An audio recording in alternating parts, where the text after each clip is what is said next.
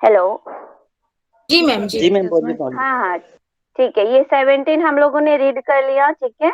अब 18th है। 19 वाला आप लोगों ने मार्क किया होगा, वो हम पीपीटी में भी हम लोगों ने पढ़ लिया था, ठीक है।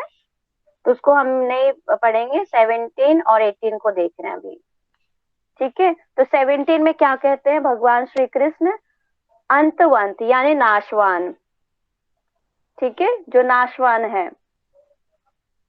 और अप्रमेय का मतलब होता है जिसको मापा नहीं जा सकता है, ठीक है, जो मापने योग्य नहीं है। नित्य स्वरूप, जो नित्य है।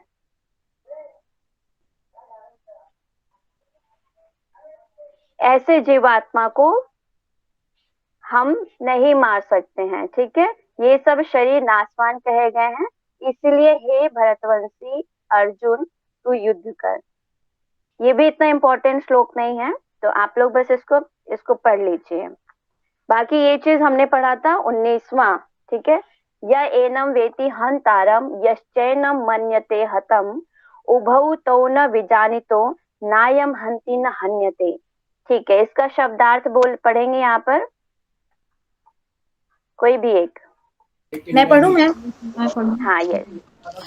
जो इस आत्मा को मारने वाला समझता है तथा जो इसको मरा मानता है, वो दोनों ही नहीं जानते, क्योंकि यह आत्मा वास्तव में ना तो किसी को मारता है और ना किसी के द्वारा मारा जाता है।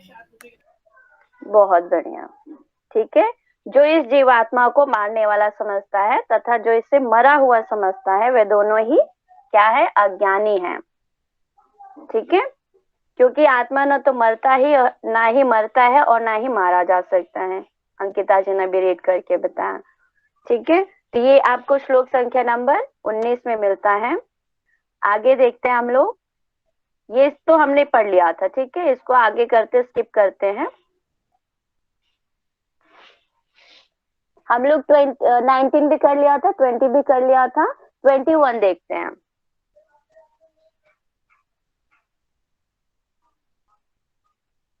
चलिए इसको पढ़ेंगे अब। वेदा विनाशिनम नित्यम य एनम जम व्ययम कथम स पुरुषः पार्थ कम घातयति हंति कम। हे पृथा पुत्र अर्जुन, जो पुरुष इस आत्मा को नाश रहित नित्य अजन्मा और अव्यय जानता है, वह पुरुष कैसे किसको मारता है और कैसे मरवाता है और कैसे किसको मारता है, ठीक है। ये प्रश्न के तौर पे हो गया। अब इसका आंसर देखते हैं हम सभी। ये वाला बहुत इंपॉर्टेंट है, आप लोग भी मार्क कर लेंगे। चलिए इसको आप पढ़ के सुनाएंगे मुझे। किरण जी आप पढ़ के सुनाइए। Yes ma'am. वासांसि जीर्णि जीर्णै यथा जीर्णानि जीर्णानि यथा विहाय नवानि गृह्णति नरोस्पराणि तथा नवानि शरीराणि गृहाति। गृह्णाति तथा शरीराणि विहाय जीर्णा न्यानि संयाति नवानि देहि। ठीक है, तो इस क्या है इसका मतलब? अर्थ समझते हैं, बहुत ही सरल शब्दों में यहाँ पे दिया गया है। जैसे मनुष्य पुराने वस्त्रों को त्याग कर दूसरे नए वस्त्रों को ग्रहण करता है, वैसे ही जीवात्मा पुराने शरीर को त्याग कर दूसरे नए शरीर को प्राप्त करता है, ठीक है। तो वस्त्र के अकॉर्डिंग आत्मा शरीर को बताया गया है यहाँ पर, ठीक है। आत्मा के लिए जो शरीर है वो किसकी भांति है बोलेंगे? वस्त्र की वस्त्र भांति। की भांति। वस्त्र की भांति। हाँ, वस्त्र आत्मा शरीर को छोड़ देता है कब? जब वो खराब हो जाता है, जब वो जीर्ण शीर्ण हो जाता है, ठीक है। तो आत्मा क्या करता है? दूसरा शरीर धारण कर लेता है और ये प्रक्रिया चलती रहती है। तो ये भगवत गीता में श्लोक संख्या नंबर 22 में बताते हैं। तो ये चीज आप लोग कर लीजिएगा मेंशन, ये इंपॉर्टेंट है, और याद भी कर लीजिए इसको। एग्जाम में नहीं भी पूछते हैं फिर भी आपको पता होना चाहिए। नैनम ये भी हमने पढ़ लिया था। Yes ma'am. ठीक है, 23, 24 भी हम स्किप करते हैं, 25 भी स्किप करते हैं, ये सब हमने कर लिया था। अच्छा, एक और चीज मैं आप लोगों को बता दूं, जो नहीं चलो बाद में बताऊंगे इसको, वो आपका कठोपनिषद के अनुसार हो जाता है। आत्मा का, सॉरी, श्वेता श्वेतर उपनिषद में आत्मा का जो स्वरूप है वो किसके समान बताया गया है। ठीक है, इसको मुझे याद दिलाना, थोड़े से शब्दों में मैं आपको समझा दूंगी, बता दूंगी कि कितना परिमाप कितना है आत्मा का। वो वाला तो में अभी हम लोग शुरू, हाँ जी, अंगुष्ठ के बराबर वही वाला है ना? फिर से बताइए। आत्मा का स्वरूप अंगुष्ठ के बराबर होता है, ये उसी का। हाँ, अलग अलग उपनिषदों में बताया गया है, यस। तो जो श्वेता श्वेतर उपनिषद है उसमें अंगुष्ठ के बारे में नहीं उन्होंने बताया हुआ है। चलो यहीं पे बता देते हैं। उसका जो परिमाप है, जो हमारे बाल है, सर का बाल है, उसका जो अग्र वाला हिस्सा है, ठीक है, उसका 100वां भाग करते हैं। ठीक है, उस 100वें का भी एक भाग लेंगे, उसका जब हम 100वां भाग करेंगे, उस उतने अंश का होता है ये आत्मा। ठीक है, आत्मा को अणु के समान बताया गया है कि इतना छोटा है, इतना सूक्ष्म है कि हम लोग उसको देख नहीं सकते हैं। यानी हम कह सकते हैं आत्मा जो है परमाणु के समान है और 10,000वें हिस्से के बराबर है। ठीक है, तो ये कहाँ पे बताया गया है आपको, आत्मा का परिणाम ये 100वां हिस्सा, सॉरी, 10,000वें हिस्से के बराबर कौन से उपनिषद में बताया गया, बताएंगे मुझे? कठोपनिषद। श्वेता श्वेतर उपनिषद। ठीक है, ओके मैम। कठोपनिषद में भी बताया, मैं उसको कंफर्म करके बताऊंगी। ठीक बाल है, वाला एक बार बट रिपीट कीजिए ना उसका परिमाप। श्वेता श्वेतर उपनिषद में आत्मा का जो आकार है, परिमाप है, वो बताया गया है कि 10,000वें हिस्से के बराबर है। बाल का जो अग्र भाग है वो,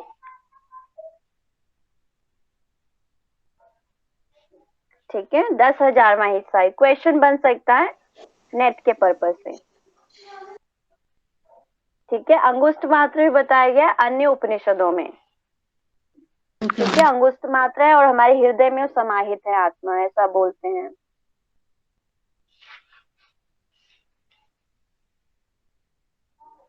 ठीक है, नोट डाउन कर लिया जो नोट डाउन कर रहे थे? यस मैम, कर ली। हाँ ठीक है, तो ये आत्मा का हम लोग यहाँ पे खत्म करते हैं और श्लोक संख्या नंबर 38 पे चलते हैं।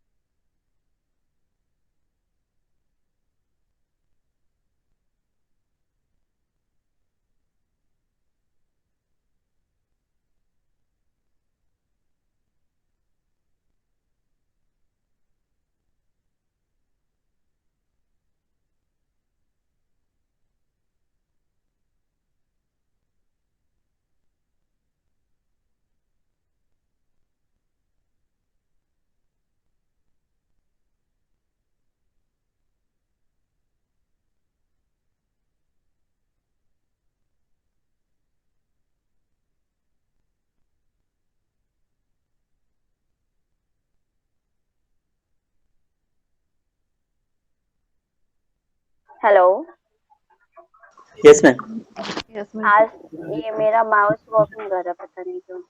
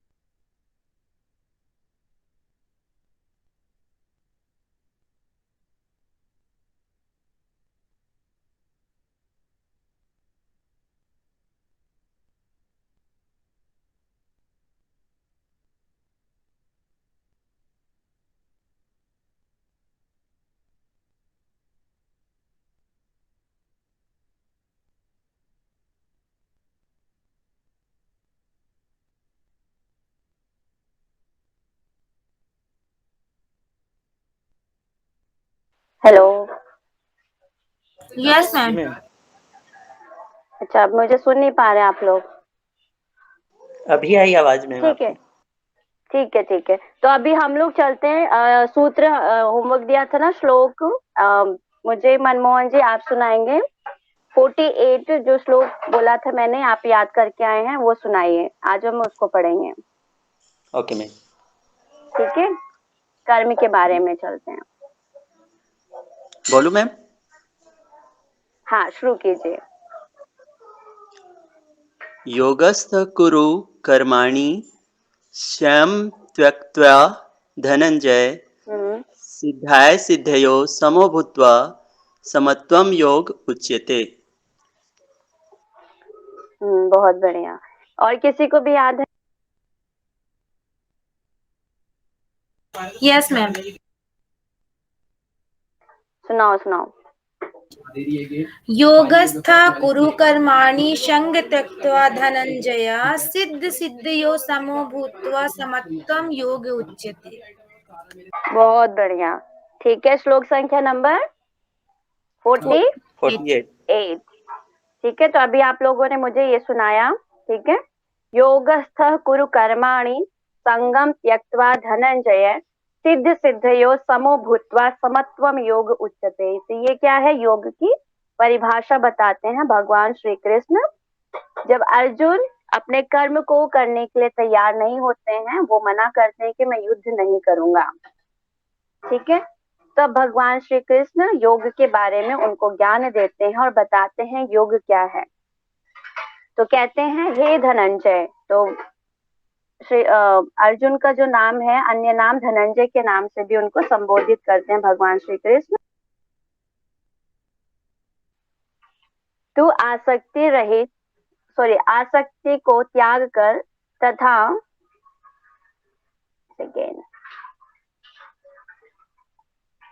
तथा सिद्धि और असिद्धि में समान बुद्धि वाला होकर, ठीक है, योग में स्थित हुआ कर्तव्य कर्मों को कर।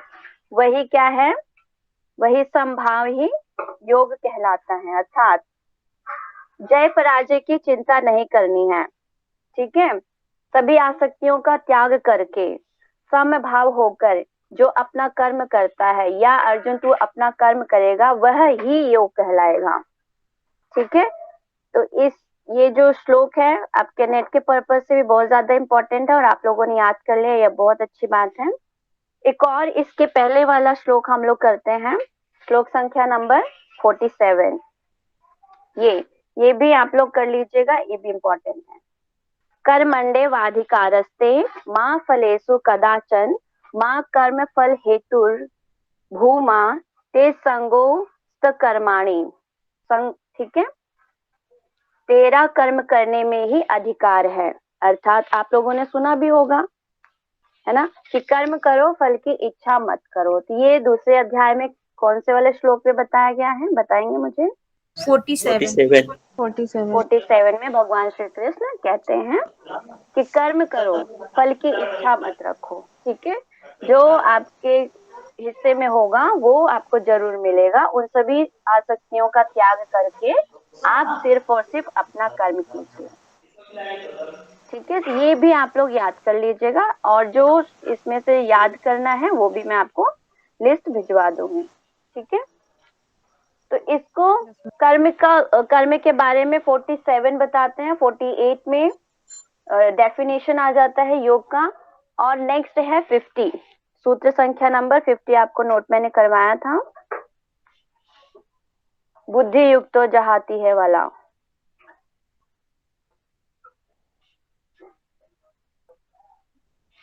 यस,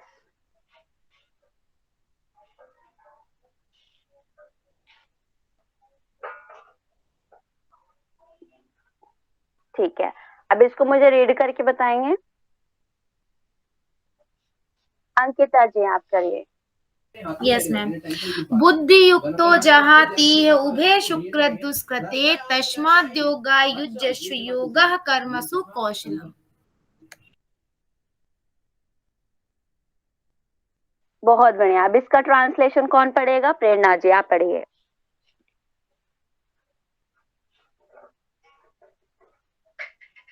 यस प्रेरणा जी अवेलेबल हैं आप? मैम मैं पढ़ दूं? हाँ किरण जी पढ़ दीजिए। जी। समबुद्धि युक्त पुरुष पुण्य और पाप दोनों को इसी लोक में त्याग देता है, अर्थात उनसे मुक्त हो जाता है। इससे तू समत्व रूप योग में लग जा। यह एक समत्व रूप योग ही कर्मों में कुशलता है, अर्थात कर्म बंधन से छूटने का उपाय है। ठीक है। अर्थात भक्ति में संलग्न मनुष्य, भक्ति भगवान की, ठीक है, जीवन में जो भी अच्छा बुरा कर्म है उससे मुक्ति पा लेता है। कौन? जो भक्ति में रम जाता है, भगवान में रम जाता है, अर्थात अपने आप को सरेंडर करके कर्म करता है। ठीक है, तो उसको क्या होता है, किसी भी कर्म का जो भी फल उसका नेगेटिव है वो उसके ऊपर इफेक्ट नहीं पड़ता है। ठीक है, तो इसी तरीके से आप जो भी कार्य करते हैं उसको कुशलता पूर्वक करें। ठीक है, अगर आप करते हैं तो वो क्या कहलाएगा? योग कहलाएगा। ठीक है, योगी व्यक्ति वही है जो कर्मों में कुशलता रखते हैं, यानी आप कोई भी कार्य कीजिए कुशलता पूर्वक कीजिए, तो इससे आपको पुण्य की ही ख्याति होगी, आपको पाप नहीं छुएगा। ठीक है, तो इसी बात को यहाँ सूत्र संख्या नंबर 50 में कहते हैं। नेक्स्ट है आपका सूत्र संख्या नंबर 51 भी देख लेते हैं, ये भी थोड़ा बहुत है इम्पोर्टेंट। ठीक है, इसको कौन पढ़ेगा? इसको मनमोहन जी आप पढ़ेंगे। Yes ma'am. कर्मजं बुद्धियुक्ता हि फलं त्वक्ता मनीषिणा जन्मबंध विनिर्मुक्ता पदम गच्छन्त्यान्यायम्। हाँ बहुत बढ़िया। अर्थात इस तरह भक्ति में लगे रहने से बड़े बड़े ऋषि मुनि भी अथवा भक्तगण भी अपने आप को इस भौतिक संसार में कर्म के फलों से मुक्त कर लेते हैं। ठीक है, तो क्या जितने भी ज्ञानी लोग हैं वो कैसी भावना रखते हैं अपने अंदर? कर्मों में कुशलता रखते हैं। ठीक है, और किसी भी चीज के ऊपर वो आसक्ति नहीं रखते, यानी कोई भी एक्सपेक्टेशन नहीं रखते हैं। जितने भी हमारे बड़े ऋषि मुनि हुए हैं, तो इससे क्या उनको फल की प्राप्ति होती है कि इन दुखों से वो परे हो जाते हैं, इस दुख में या इस कर्म बंधन में वो नहीं पड़ते हैं और वो मुक्ति को प्राप्त करते हैं। तो इनडायरेक्ट हम इसको समाधि की अवस्था भी कह सकते हैं कि जब हम कर्म के बंधनों में नहीं फंसेंगे तो हमें कैवल्य की प्राप्ति हो जाएगी, समाधि की प्राप्ति हो जाएगी। ठीक है, ओके, अब हम लोग करते हैं स्थित प्रज्ञ, जो कि आपके टॉपिक में भी है, इंपॉर्टेंट है, उसको देखते हैं। सूत्र संख्या नंबर 54। सारे श्लोकों को पढ़ने की यहाँ पे आवश्यकता नहीं है, आप लोग सेल्फ स्टडी कर सकते हैं। बाकी हम लोग यहाँ पे एग्जाम पर्पज से जो इम्पोर्टेंट है उन चीजों को करते हुए चलेंगे, देखते हुए चलेंगे। ठीक है, अब अर्जुन उवाच, यानी अर्जुन प्रश्न करते हैं, वो बोलते हैं। ठीक है, स्थित प्रज्ञस्य का भाषा समाधिस्थस्य केशव स्थति धी किम प्रभाषेत किमासीत व्रजेत किम। ठीक है, अर्जुन बोलते हैं, हे केशव, यानी भगवान श्री कृष्ण को, समाधि में स्थित परमात्मा को प्राप्त हुए स्थिर बुद्धि पुरुष का क्या लक्षण है? वह स्थिर बुद्धि पुरुष कैसे बोलता है, कैसे बैठता है और कैसे चलता है? ठीक है, तो यहाँ पे इन्हीं चीजों को स्थित प्रज्ञ के नाम से हम जानते हैं और पढ़ते हैं। ठीक है, आगे हम लोग देखेंगे कि भगवान श्री कृष्ण स्थिर बुद्धि वाले व्यक्ति के लक्षण को बताएंगे। ठीक है, और इससे रिलेटेड 3-4 श्लोक हैं, उसको हम लोग आगे देखते हैं। तो भगवान श्री कृष्ण बताते हैं स्थित प्रज्ञ का डेफिनेशन, आप देखेंगे 55 में। अर्जुन ने प्रश्न किया, अब भगवान श्री कृष्ण ने आंसर किया। प्रजहाइत यदा कामान स वान पार्थ मनोगतान आत्मनेय वात्मना तुष्ट स्थित प्रज्ञस्थ दोच्यते, अर्थात भगवान श्री कृष्ण बोलते हैं, हे अर्जुन, जिस काल में यह पुरुष मन में स्थित संपूर्ण कामनाओं को भली भांति त्याग देता है, ठीक है, यानी जितने भी हमारी एक्सपेक्टेशन है, डिजायर्स है, उनका अगर हम त्याग कर देते हैं और आत्मा में ही संतुष्ट रहते हैं, ठीक है, यानी हम अपने अंदर आत्मा में कोई भी एक्सपेक्टेशन या कोई भी डिजायर्स नहीं रखते और हमें जो भी मिला उस चीज को लेके हम सेटिस्फाइड हैं, संतुष्ट हैं, तो वह क्या कहलाता है? स्थित प्रज्ञ कहलाता है, ठीक है, यानी जिसकी प्रज्ञा बुद्धि। मैम, हाँ स्थित जी, प्रज्ञा का जो उदाहरण कछुआ का दिया है वो स्थित प्रज्ञा का है ना? हाँ, वो आगे बढ़ेगा, वो आपको बताएंगे एक स्थिर बुद्धि वाला व्यक्ति किस प्रकार से होता है, कछुए की तरह, ठीक है, तो उसको आगे भी पढ़ेंगे हम, वो भी इसी के अंतर्गत आएगा, तो लक्षणों में भी हम ठीक है। तो अभी भगवान ने क्या बताया, ये दो चीजें आप लोग नोट डाउन कर लेंगे, जिनकी कामनाएं नष्ट हो चुकी हैं और जो संतुष्ट है, वह क्या है? स्थित प्रज्ञ कहा जाता है, वह स्थित प्रज्ञ युक्त पुरुष कहलाएगा, ठीक है, या योगी कहलाएगा। नेक्स्ट है आपका 56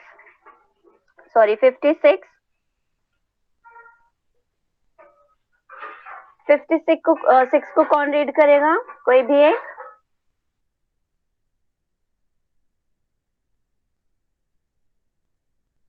मैम मैं पढ़ूं?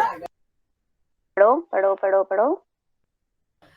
दुःखेष्वनुद्विग्नः सुखेषु विगत स्पृहा वीतराग भय क्रोधा स्थित धीर्मुनिरुच्यते। हाँ, ठीक है, तो यहाँ पर दुखों की प्राप्ति होने पर भी जिसके मन में उद्वेग नहीं होता, सुखों की प्राप्ति में जो सर्वथा निष्प्रिय है तथा जिसके राग भय और क्रोध नष्ट हो गए हैं, ऐसा मुनि स्थिर बुद्धि वाला कहलाता है। तो ये क्या है? लक्षण आप कह सकते हैं, ठीक है, भगवान श्री कृष्ण बताते हैं जो राग भय और क्रोध को नष्ट कर चुका है, ठीक है, लोभ मोह क्रोध, इन सब का जिन्होंने नाश कर दिया है, जिसको कंट्रोल कर लिया है, वो मुनि कैसा होगा? स्थिर बुद्धि वाला कहलाएगा, ठीक है। तो 56 में आपको ये बताते हैं भगवान श्री कृष्ण, 57 में भी प्रज्ञा को लेके ही बताते हैं।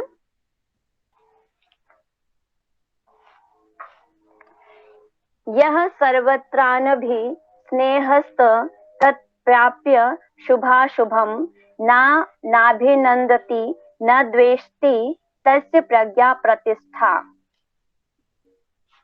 प्रतिष्ठिता।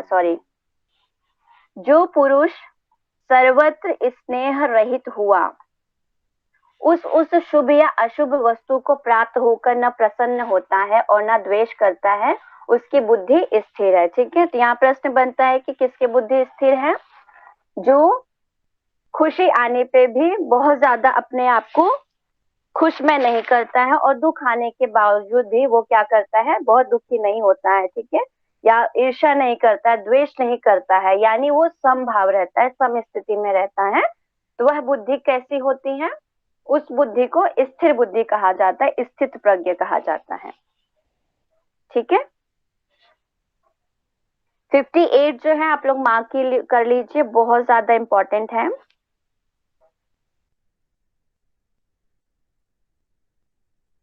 प्रज्ञा प्रतिष्ठा के बारे में इसमें बताते हैं, ठीक है, जब प्रज्ञा प्रतिष्ठित हो जाती है, कब होती है, उसके बारे में श्लोक बताता है 58।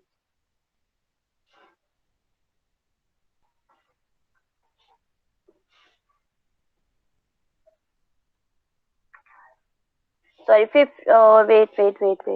हाँ 58।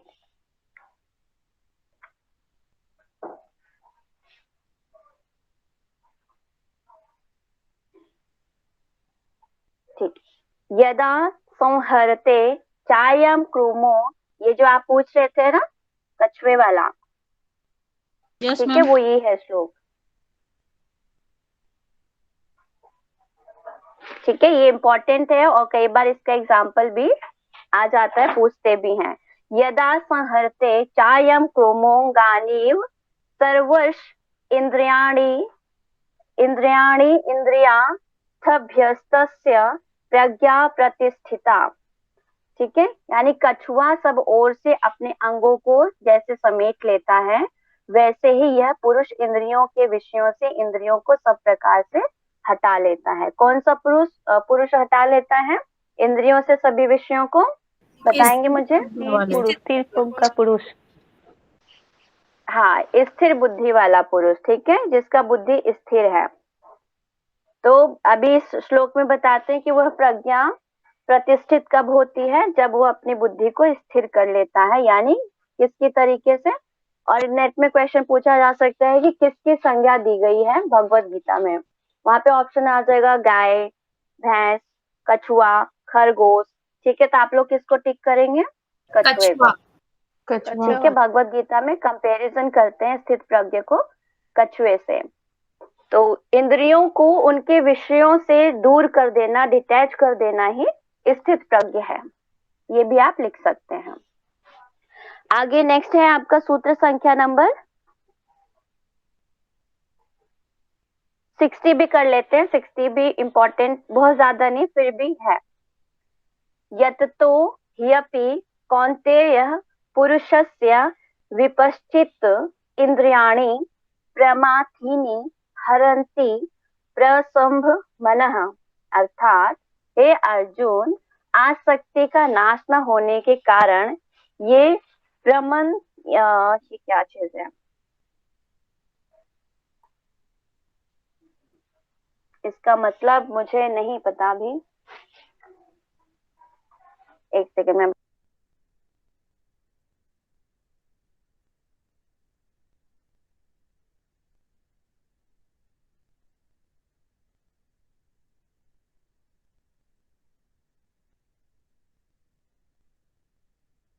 हाँ, तो इसमें कहते हैं हे अर्जुन, इंद्रियां इतनी प्रबल तथा वेगवान है कि वे उस विवेक पुरुष के मन को भी बलपूर्वक हर लेती हैं। ठीक है, यानी बहुत प्रबल है, ये प्रभावशाली है। ठीक है, इंद्रियों की क्वालिटी को इस श्लोक में बताते हैं कि बड़े से बड़े जो योगी हैं या विद्वान लोग भी होते हैं, इन इंद्रियों के विषयों से इंद्रियों को डिटैच नहीं कर पाते हैं। ठीक है, तो इंद्रियों को कंट्रोल में करना बहुत बहुत ही मुश्किल कार्य हो जाता है कई बार। तो जब बड़े बड़े ज्ञानी भी फेल हो जाते हैं तो हम क्या चीज हैं।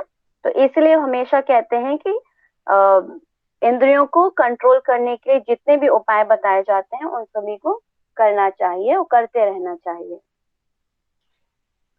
ठीक है, तो इसलिए ये बहुत ज्यादा इम्पोर्टेंट नहीं है श्लोक, 59 वाला है। ठीक है, 60 वाला बस हम लोगों को ऊपर ऊपर से देख लेना है।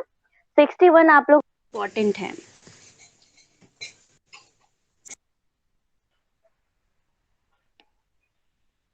तानि सर्वाणि वाला। ठीक है, तानि सर्वाणि संयम्य युक्त आसीत मत्परः वशे हि यस्येन्द्रियाणि तस्य प्रज्ञा प्रतिष्ठा।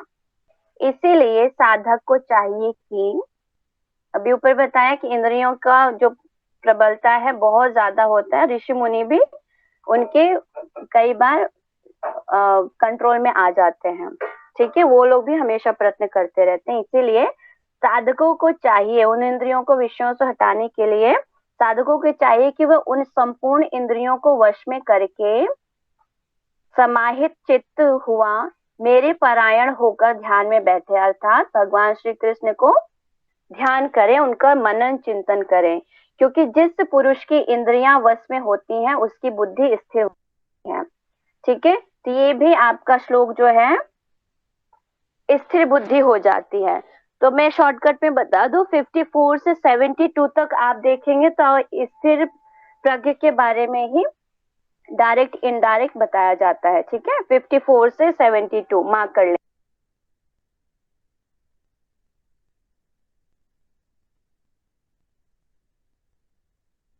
अब 62, 63 मोस्ट इम्पोर्टेंट है, आप लोग इसको नोट डाउन कर लीजिए।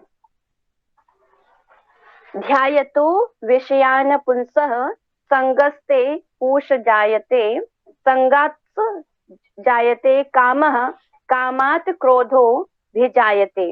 अर्थात विषयों का चिंतन करने वाले, अब ये सीक्वेंस चल रहा है कि कैसे व्यक्ति जो होता है वो कूप में गिर जाता है, यानी वो गड्ढे में गिर जाता है, कुएं में गिर जाता है, हम कहें कि ये संसार में फंस जाता है किस तरीके से, वो सीक्वेंस अभी बनाएंगे हम लोग। पहले पढ़ लेते हैं। विषयों का चिंतन करने वाले, ठीक है, पुरुष की उन विषयों में आसक्ति हो जाती है। ठीक है, आसक्ति से उन विषयों को क्या होता है, कामना उत्पन्न होता है। उन विषयों के लिए कामना की उत्पत्ति होती है। आई डोंट नो, मेरा माउस वर्क नहीं कर रहा, पता नहीं क्यों, बहुत दिक्कत कर रहा है आज। ठीक है, विषयों की कामना उत्पन्न होती है और कामना में विघ्न आने पर क्या होता है, क्रोध उत्पन्न होता है।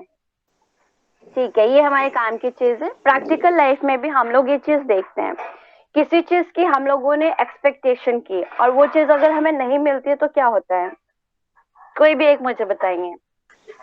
क्रोध आता है, गुस्सा आता है। हम क्रोधित हो जाते हैं, कई बार अंदरूनी क्रोधित होते हैं तो कई बार बाहरी। ठीक है, अब जैसे एग्जाम हमने दिया, उसमें जितना हमारी एक्सपेक्टेशन थी उतने अकॉर्डिंग, उसके अकॉर्डिंग अगर हमें नंबर नहीं मिला तो हम क्या होते हैं, क्रोधित हो जाते हैं। और क्रोध जो है बहुत बहुत नुकसान पहुंचा देता है। ठीक है, फिजिकली मेंटली दोनों तरीके से हम लोगों को इफेक्ट करता है। ठीक है, तो ये इसकी उत्पत्ति कहाँ से शुरू हुई, विषयों का चिंतन करने से। ठीक है, ये जड़ है। जब हम विषयों का चिंतन करते हैं तो उस चिंतन से क्या होता है, हम आसक्त हो जाते हैं उस पर, और फिर आसक्ति से क्या होता है, उस विषय के अंदर हमारा कामना बढ़ जाता है, कामना उत्पन्न हो जाती है, और कामना में विघ्न आने पे क्या होता है, क्रोध उत्पन्न होता है। तो ये सीक्वेंस याद कर लिख लेंगे सभी, अभी नोट डाउन कीजिए। एक लाइन बनाना है, ठीक है, ऊपर से नीचे की तरफ जा रहे हैं आप लोग। विषय लिखिए, विषयों का चिंतन, फिर एरो करके नीचे कुछ इस तरीके से, अगर मैं आप लोगों को समझा पाऊं तो ऐसे करके एरो बनाते जाइए।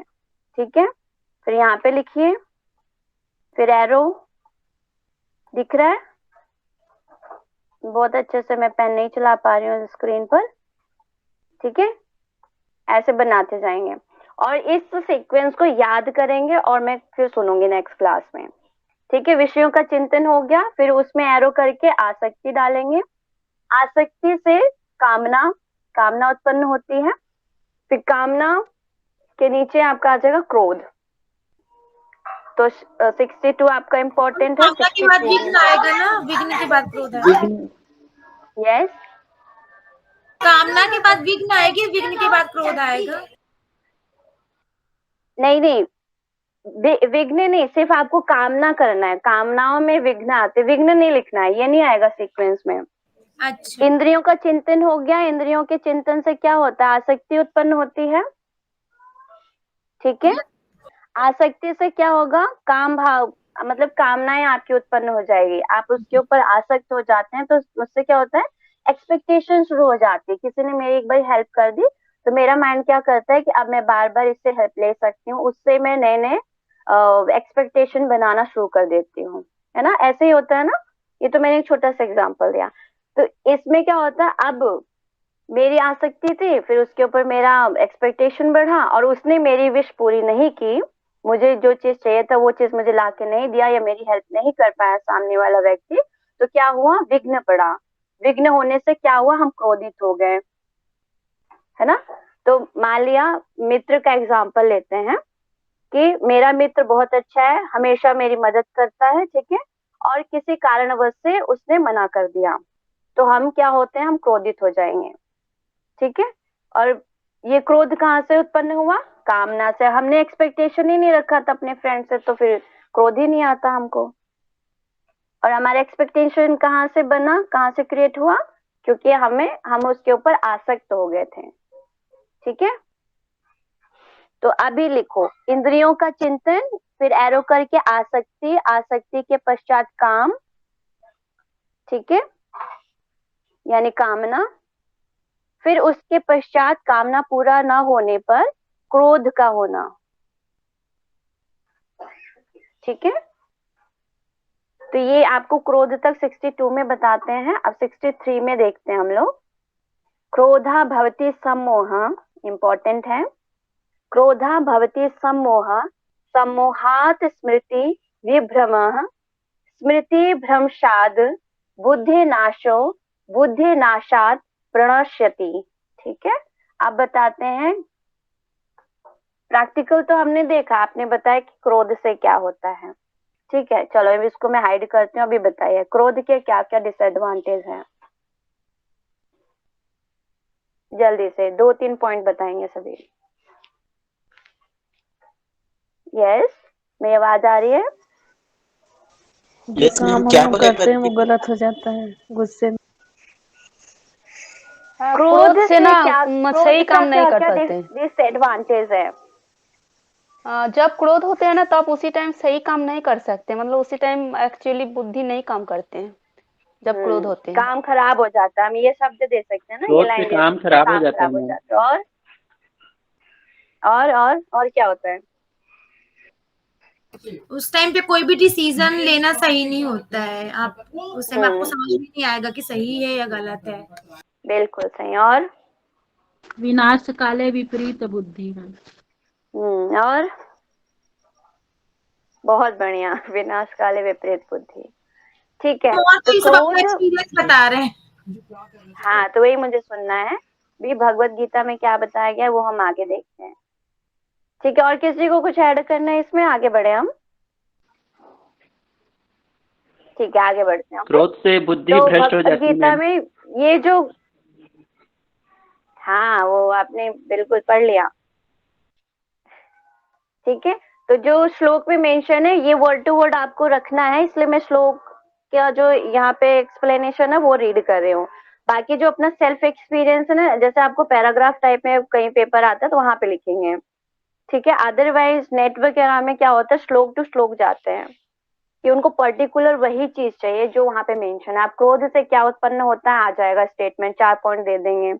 ठीक है, कि उससे क्या उत्पन्न होगा, मोह या स्मरण का नाश होगा, या फिर काम होगा, कामना की भावना आएगी, आ सकती है, आप किसको चूज करेंगे। ठीक है, ये पूछेंगे, तो इसलिए आपको सीक्वेंस याद करना है। पढ़ते हैं हम लोग।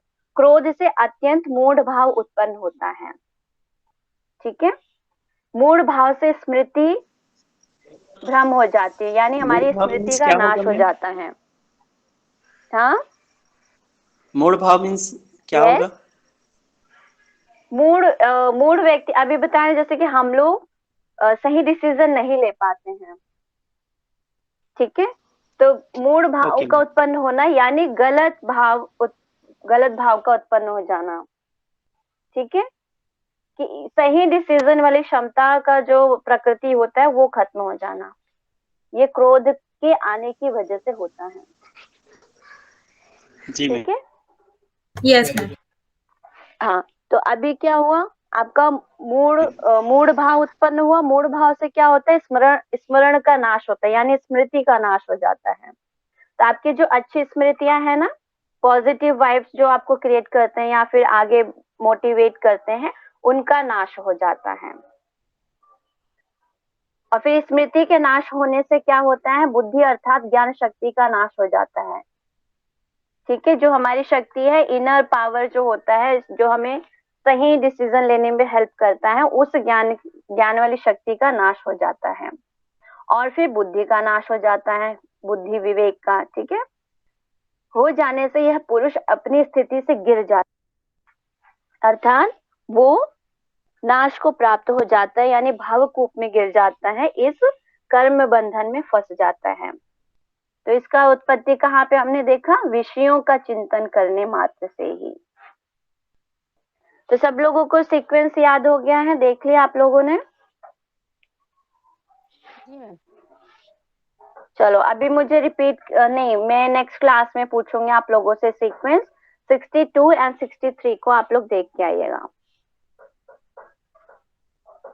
ठीक है, अभी हम लोग करते हैं आज इतना ही करते हैं, फिर टाइम काफी Yes, हो ma'am. गया है ना, आप लोगों को भी फिर जाना है।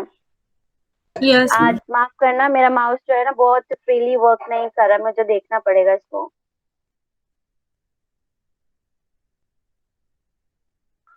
तो नेक्स्ट क्लास में करेंगे, थोड़ा स्पीडली चलेंगे हम लोग।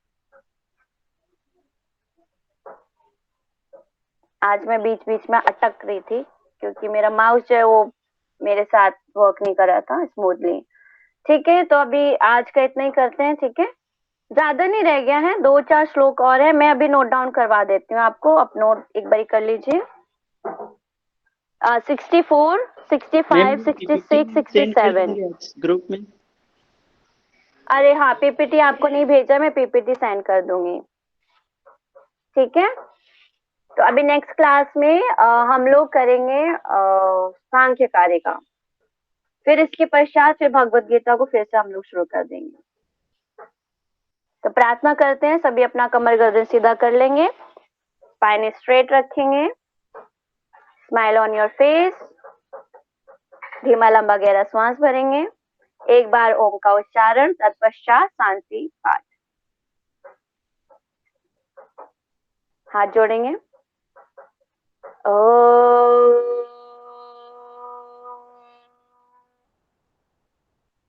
ओम ध्यौ शांतिरंतरिक्ष गुण शांति पृथ्वी शांतिरापः शांतिरोषधयः शांतिः वनस्पतयः शांतिर्विश्वे देवा शांति ब्रह्म शांति सर्वगुण शांतिः शांतिरेव शांति सामा शांतिरेधिः सर्वरिष्टु शांतिरभवतु। ओम शांति शांति शांति। माता पिता को नमन, गुरु को नमन, भगवान श्री कृष्ण को नमन। उनसे आशीर्वाद लेते हुए आज की कक्षा को हम वाइंड अप करते हैं, स्टॉप करते हैं। सभी हंसते रहिए, मुस्कुराते रहिए, अपने स्वास्थ्य का ख्याल रखिए। धन्यवाद। थैंक यू मैम, शुभ रात्रि। ये श्रीमद्